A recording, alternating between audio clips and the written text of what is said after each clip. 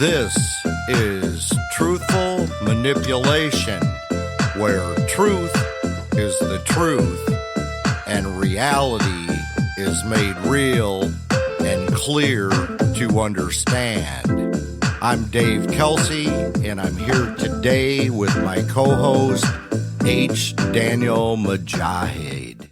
Let's say I can make you angry in 6 seconds, not because I know you, because I know your triggers. Now imagine I can do it at scale millions of times a day, every day. That's not politics. That's not the news. What that is it's engineered belief. I mean, think about it, dear audience. If I can engineer what you believe, then I also can engineer what you fear, can't I? And if I can engineer what you fear, I can engineer what you'll be willing to sacrifice. Now, a lot of people say, well, you've got choices, but really, in that situation, you're being steered. So today on Truthful Manipulation, we're asking one of the biggest questions that we've ever asked of our audience or on the show. And that question is, what's the largest manipulation happening in the world right now?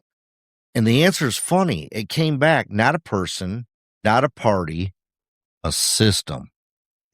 Well, if it's a system, we have to recognize that it's a system that's not just telling us lies, it's also breaking our ability to agree on what's real. And with that, let's get right into this week's show. Well, welcome to Truthful Manipulation. And this show is going to be about using influence ethically and not recognizing manipulation before it uses you. I'm Dave. I'm Daniel, and we're here to tell you what to think in the sense of you thinking freely, not just what to think. When people hear the biggest manipulation, they want a villain, don't they? They want a face, they want a name. But the biggest manipulation today is bigger than that. It's the industrial scale engineering of belief. You have attention algorithms, influence operations, and now systematic media, all working together like a machine.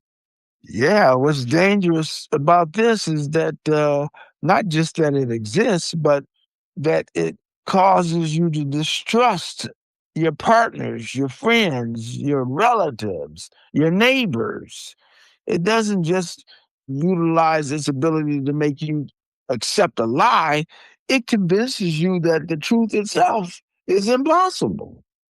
You know, Daniel, it's funny, but when truth becomes vibes, then it's whoever shouts the loudest wins. Yeah, or whoever can flood the room with the most convincing noise. Yeah, and there is a lot of noise today, isn't there? Imagine one coordinated influence. Sometimes it states, sometimes it proxies, sometimes it's private group acting like states, but it all weakens trust, increases division, and creates chaos. Yep. And if you look at the aim of it, it isn't just that it's trying to make you believe something specifically. It's trying to make you believe everything is corrupt. Because a hopeless person is easy to steer, much easier to steer a hopeless person. Well, when you see a visual post that spikes your anger fast, ask yourself, who benefits if I hate my neighbor by dinner? Yeah. Engine 2's quieter, though, because it feels normal. Platforms are designed to keep you scrolling. They're not there to reward truth, but they're rewarding you with hooks, outrage, humiliation, fear, and tribal identity because you want to become part of the group. Oh, yeah, Dave. This is really what a moral problem exists for us as human beings, as Americans, If no one is manipulating you, the system itself does it by default, The incentives themselves are, they're misaligned with your human nature and style, Well, think about this, Daniel. If the business model is attention, the product is you. Yeah. Let me ask the audience. If today's episode's hitting home and you want a clear framework for recognizing manipulation and responding with integrity, check out our book, Truthful Manipulation, A Roadmap to Live By. It's built for real life business, relationships, leadership, because the goal isn't to win, it's to win without losing yourself. And if you're new here, follow the Truthful Manipulation podcast for weekly conversations on spotting red flags, staying grounded under pressure, and choosing influence over control. Search Truthful Manipulation wherever you get your podcasts and grab the book to go deeper. Now back to the episode. What emotion do you feel harvests you the most often? Is it the rage? Is it fear itself? Is it envy? Is it superiority? That answer, it'll tell you what you're being trained to become. Well, and then we move on to engine 3, which is systematic media. Now it's easier than ever to create fake audio, fake video, fake screenshots, fake breaking news. And isn't that funny? Because the news today seems to be breaking all the time, isn't it? When you look at any of the news channels, they constantly have up there breaking news when nothing has changed. I find that to be true, Dave. And when you look at it again, other than the first glance at it, it's something much more deep and hidden. It's attacking something else in your own nature as your own spiritual self. Your ability to trust your own eyes, your own ears. Now, when that collapses, you become dependent on the tribe, if you will, to tell you what's real. So the manipulation isn't just, here's a fake. If you can't verify anything, so just believe us. So here's a question for our audience. Have you ever shared something because it felt true, then later found out it wasn't? What did it do to your confidence? What did it do to your relationships? Yeah. That's a good point there, Dave, for us. I'd like to segue, if we could, to this idea of how things make us feel and how we think about things. Let's try to, name this technique, if you will. They make you feel like you arrive at the conclusion yourself. Well, they do this by pulling 3 levers. They pull, the first lever is speed. They want you to react immediately before you can sit down and critically think about what you're doing. And then they push you for identity. Good people believe this, which a lot of the times it's definitely not good people that are believing this. It's just people that are being convinced that something is true that's absolutely fake. And then you have social proof.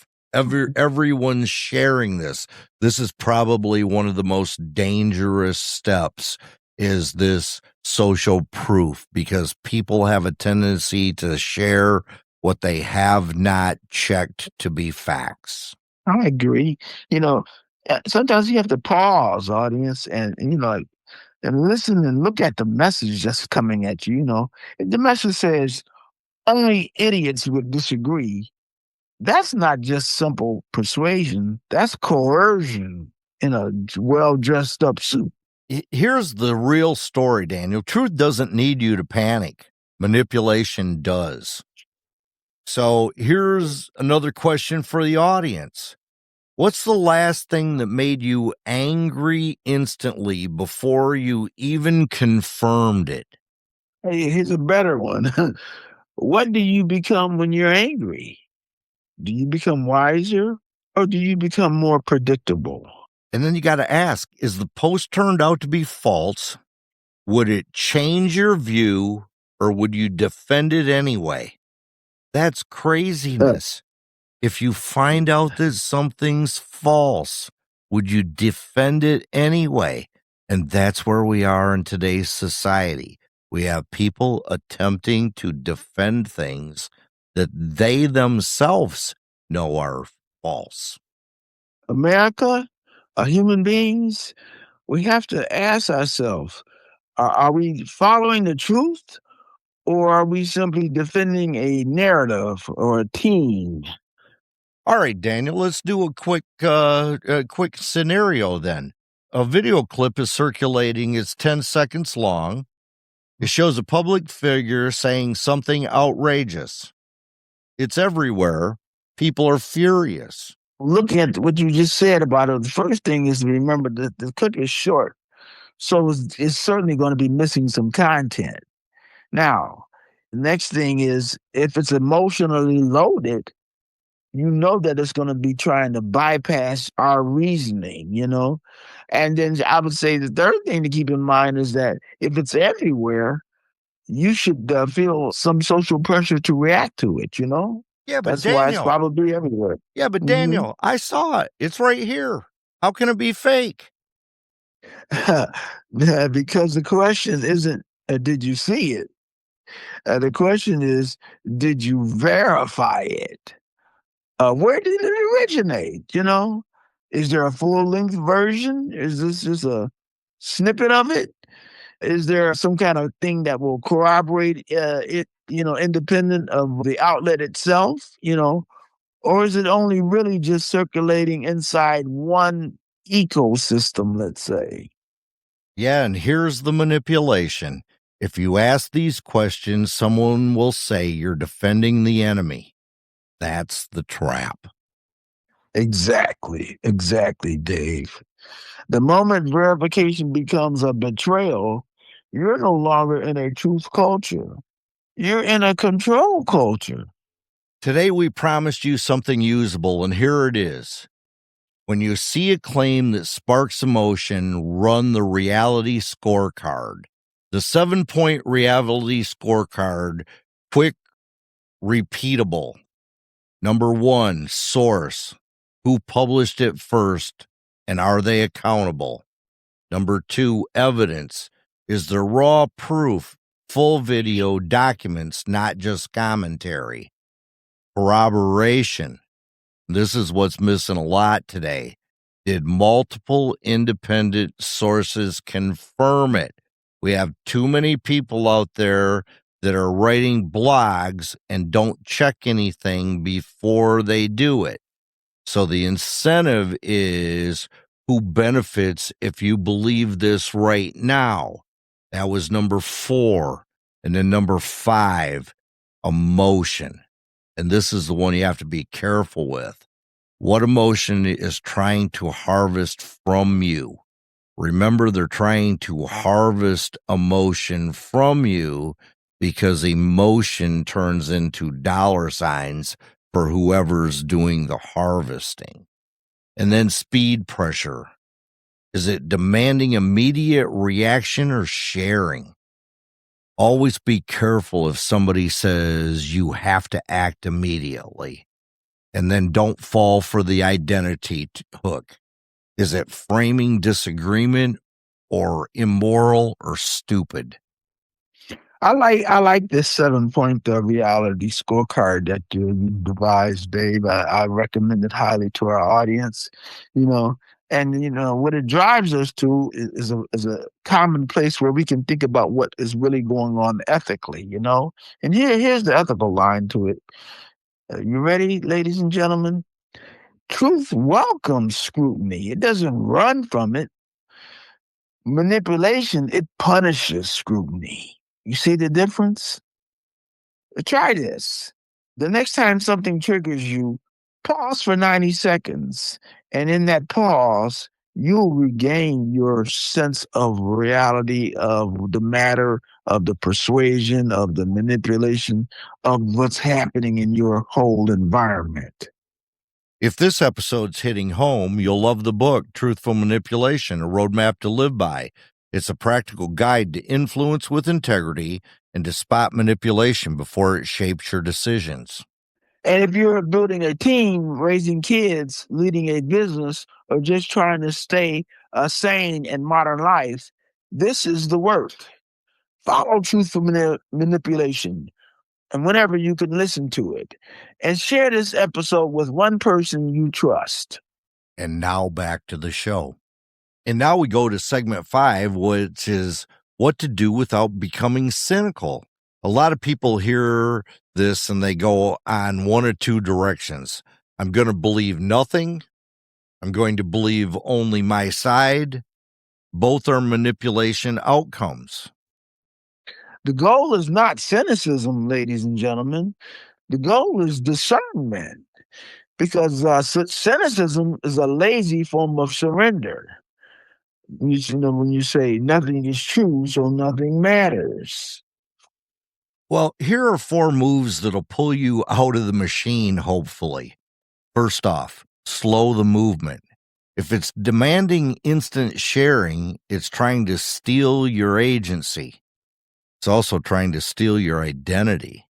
Number 2, diversify inputs. One ecosystem is a cage, even if it's comfortable. Don't just look at one place for source. Check multiple sources to make sure that what you're seeing is true. And number 3, separate facts from meaning. Facts, what happened, meaning, what it means. Manipulators blur those purposes and have a one truth partner, one person who will tell you that's not verified without you attacking them. Indeed, indeed. You know, and one moral practice that I use as a guideline or a border, you know, is to ask myself, you know, if I'm wrong, or what's the cost? You know, the cost, not the cost to my pride or your pride or someone's pride, but to your relationships, to the society in general, to those that are innocent. All right, this is to our audience. Real questions to you and for you to answer back to us. Answer them honestly, even if it's just to yourself. What topics make you easiest to manipulate? Politics, identity, money, fear, parenting, faith? What emotion gets you to share fastest? Who profits from keeping you permanently angry? Yeah, those are good setups that'll allow you to even go deeper, if you will. Here's 3 that take you deeper. When you're convinced you're fighting evil, do you still check your facts, or do you excuse things or anything? Number 2, are you more committed to being right or being true? And number 3, what would it look like for you to practice integrity online the same way you want leaders to practice it in public?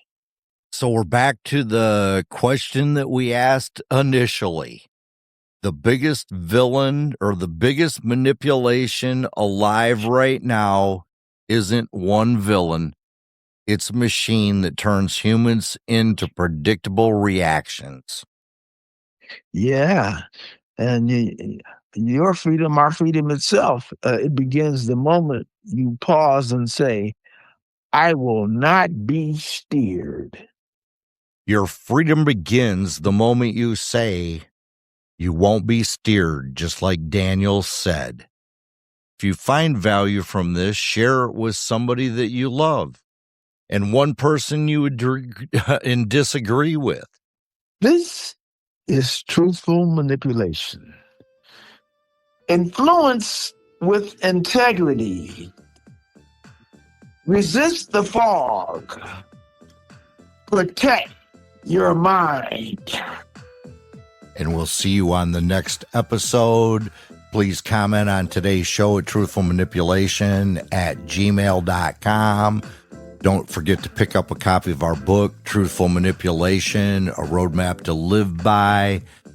Don't forget to like, share, and subscribe at truthfulmanipulation.com. And if we see these manipulations, we'll make the world a better place together. Thank you for listening this week.